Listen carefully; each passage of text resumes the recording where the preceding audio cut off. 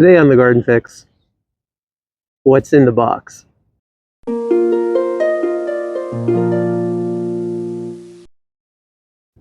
Hi, and welcome to the Garden Fix. I'm Rob, and I'm in Zone 6B, Western Pennsylvania.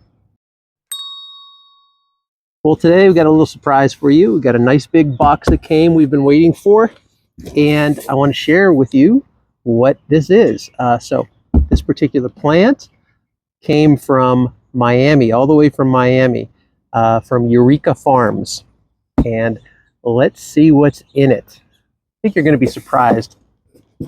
Hopefully it came in good shape.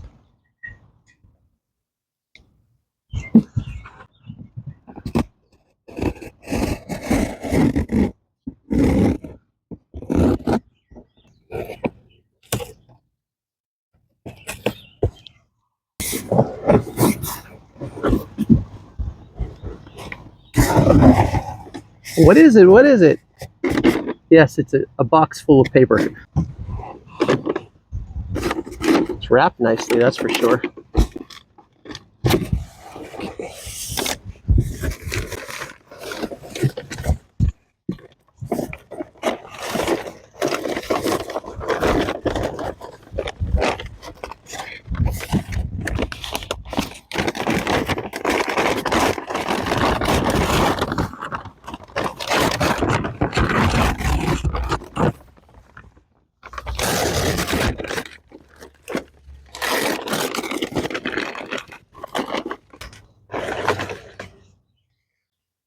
Probably not what you were expecting.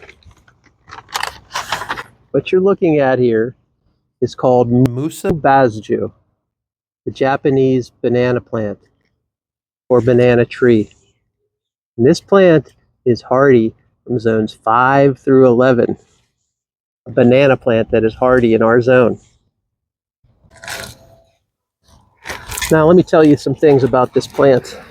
Musabasju can grow up to 15 feet tall in perfect conditions. Now, I don't know if that's going to be here or not, but it's going to be exciting to find out. This plant will do best in full sun, but it will survive in part shade. Now, if you're hopeful to get it to be growing its best, you probably want to put it in full sun. But we have a pretty good spot for this. Let me tell you about the foliage on this and how it grows. So these stems are just basically leaves. The new leaves shoot up through the middle of the older leaves, and pretty soon you have a nice trunk of a tree. So is this going to have bananas? Yes.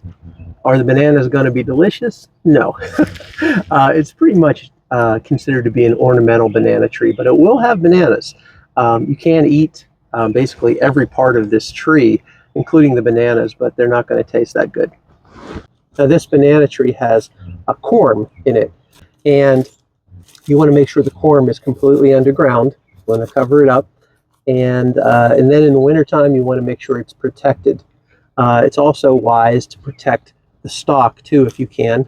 You may cut back the stalk as far as you want, to be honest with you, but we'll probably leave maybe 3 or 4 feet on it, and then probably cover it up with maybe some burlap or tarp or something, and then protect the root ball with I don't know, bales of hay or mulch or something like that, and make sure it stays nice and warm through the winter.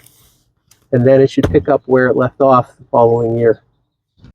Now, one of the things that I do worry about is wind, and they don't hold up good to wind, and it is kind of windy here, although we have some parts of our garden that are sheltered from wind.